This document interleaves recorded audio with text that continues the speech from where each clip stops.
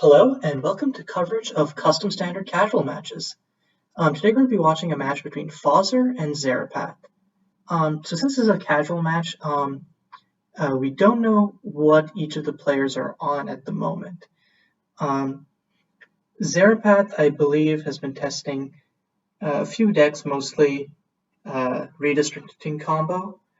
Fazzer has also been on a bunch of decks, like red-black tradition, blue-white vehicles, green-white boggles. Let's see, fog-wrapped cliffs. Interesting. I'm not sure what deck this would go in. Maybe vehicles? And Zarepath playing white-black land. Could be white-black tradition. Not sure. Pilgrim Phantom. Interesting. Huh. I've literally never seen anyone play this card before. Could this just be mono white skies? Okay, Zarepath tapping out for Corporate Confidant. It's basically a Dark Confidant variant, which has a set number of life that you lose, but you can only draw that card if you have more life than an opponent. Which is also why I think maybe Fazzer should have swung out there with the Pilgrim Phantom to prevent Zarepath from drawing. Oh, but Zarepath didn't draw the extra card. Oh no, never mind. Zarepath is at 20, Fazzer's at 20, doesn't have more life, has the same amount of life. So Zarepath then played Taken for Questioning on the Pilgrim Phantom. Meanwhile, I missed what Fazzer played last turn. Hanaru Spear. Okay, so it's basically an equipment which creates another equipment on ETB. And then Zarepath swung out for 3 with the Corporate Confidant. And Fazzer doesn't have a blocker. So Zarepath gets to draw 2 cards here. And in a white-black deck, I don't really think that you care that much about life loss. There's lots of ways to recoup that. And in a Superiority deck, being up what is going to be minimum 6 life this turn is pretty good. And if he plays like a Tempered Onkelim main 2, that could swing to like being up by 9 life. But no, just going to play another Corporate Confidant. Zarepath is now drawing 3 cards per turn and has Fazzer on a 3-turn clock minimum. Potentially 2 turns if Zarepath draws into another creature and plays it next turn.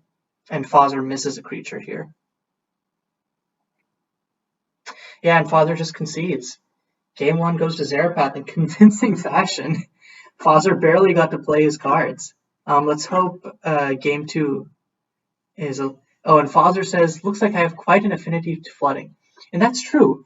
In 2 of the sets that we've seen Fazzer play in since yesterday, Fazzer was flooded out in games in both of those sets. And it's been really quite unfortunate because it's not like Fazzer's running an excess number of lands in those decks either. Anyways, we didn't really get to see what Fazzer was on, but maybe it could be instead of mono white skies, it's mono white arm. So arm is a mechanic from Netropolis, the latest set to rotate into custom standard. And essentially what arm is it's create an equipment token with equipped creature gets +1/+1 and equip 2.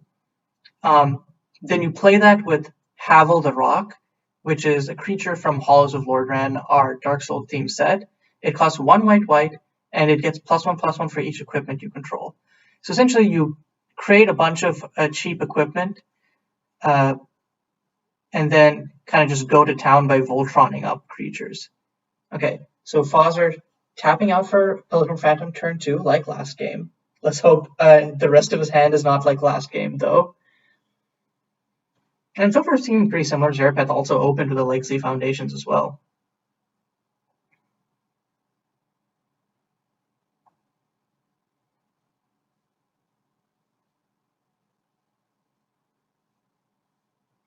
So this time, instead of Corporate Confidant, Zarepath is opening up with Corporate Infiltrator. So it basically functions as a sulfuric vortex on a creature if you have superiority. However, Fazzer is going to be able to swing here for one, and Liberated Armory tells me that this is mono white arm. So it basically just gives all of your creatures arm on ETB. And again, okay. Fazzer not swinging with Pilgrim Phantom, because I don't think there's any reason not to swing with Pilgrim Phantom in this situation. Because it has flying. It's not like Fazzer will be able to profitably block Corporate Infiltrator. So Zarepath is not going to attack with the Corporate Infiltrator. Instead, going to be playing Taken for Questioning on the Liberated Armory. Yeah, it seems like the right call. Because Pilgrim Phantom, is just not as impactful as a 1/1.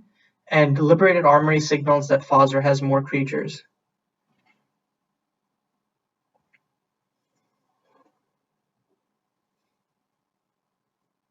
Fazzer tapping 2 for Hanaru Spear. Okay. We'll be able to equip it this time.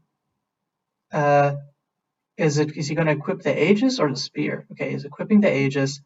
Becomes a 2/3 Vigilance. Already has First Strike. Now can block the Corporate Infiltrator. Can't kill it yet until next turn when Fazzer equips the Spear. But just being able to chump it is a good spot.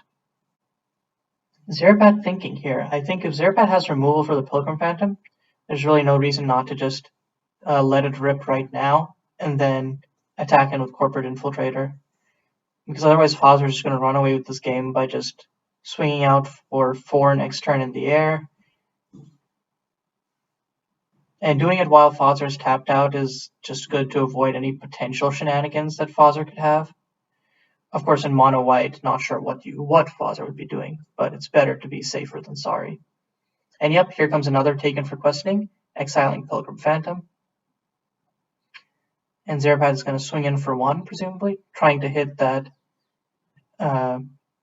Superiority to be able to give Fazzer a Corporate Infiltrator.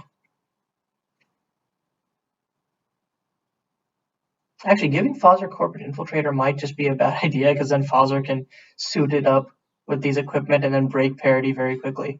And there's Havel the Rock. It immediately becomes huge.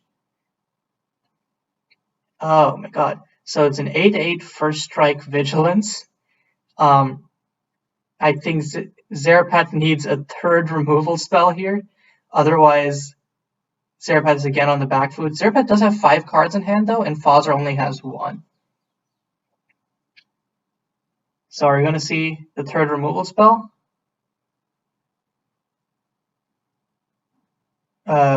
Public broadcast. Okay. So Zarepath is hoping to cantrip into something here, which is worrisome. That means Zarepath doesn't have the removal yet. Tapping 2 for Wander the Unknown? Oh no, Theos R10. That's not very good here, because it's really just a 1/1 lifelink, and neither of those can block Havel profitably. And if Fazzer can just play out some more equipment, Fazzer can reasonably put Zarepath on like a 2-turn clock. Okay, so Zarepath's just going to chump with Corporate Infiltrator. Fortunately, Fazzer doesn't have any way to give Havel unblockable or otherwise evasion. Zarepath also does a smart move by giving Fazzer control of Corporate Infiltrator in response. I don't know if this is the right play, though, because I feel like, sure, Fazzer's going to take 2 damage, but I think that just chumping with Corporate Infiltrator would have been better. And then if Zarepath draws into removal for Havel, then Zarepath is well in the lead. What's going to happen, the problem here is that giving Fazzer Corporate Infiltrator means that, sure, Zarepath could have removal for Havel, but then Fazzer can just equip these equipment back onto Corporate Infiltrator and have like another Voltron target.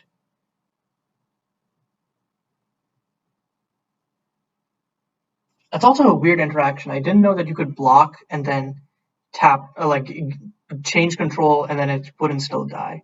Also, Zarepath is just drawing a lot of lands here. Let's hope that Zarepath. Okay, I'm hoping that swamp was already in Zarepath's hand. Yep. Okay, here comes the Wander the Unknown on Havel.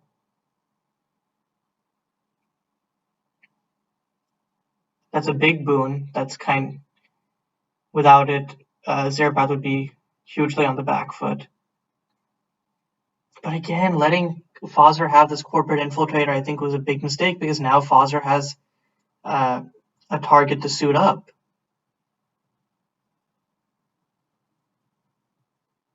And Zarepath would probably prefer to have a blocker. Okay, Zarepath playing a Corporate Confidant and then just passing.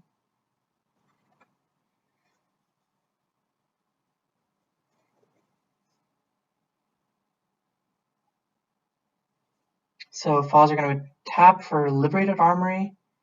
And does Fazzer have a creature?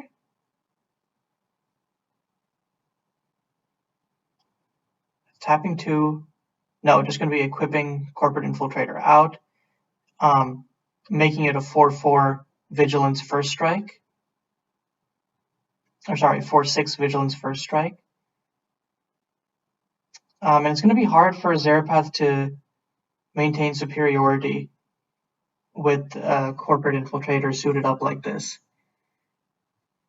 Especially with Corporate Confidant dinging Zarepath, and then Zarepath not being able to swing back with Theos and Corporate Confidant because Corporate Infiltrator has Vigilance. So Zarepath needs a 4th removal spell, and Zarepath only did this to themselves.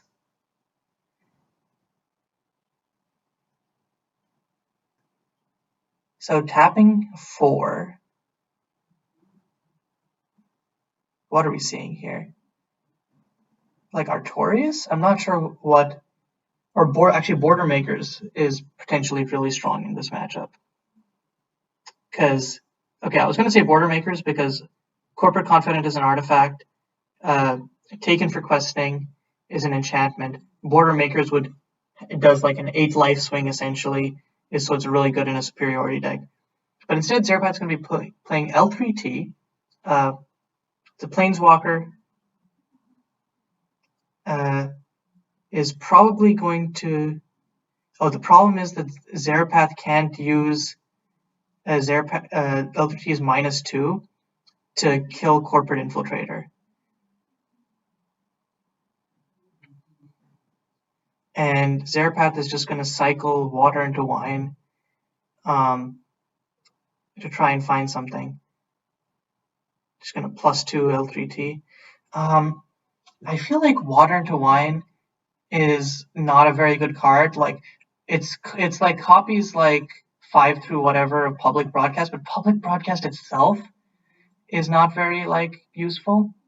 Of course, I guess gaining 12 off of L3T plus Theos R10 is pretty good, but it feels like a little bit too cute rather than something like, again, I think like a Border Makers could be effective. And Foster's just going to concede? Huh. I'm surprised by that because was the thought that Fazzer can't attack because if Fazzer attacks, Zarepath chumps, and then next turn just -2s to make both players sack? That might have been the line. Well, good games to Zarepath. So Zarepath took that set 2-0 over Fazzer.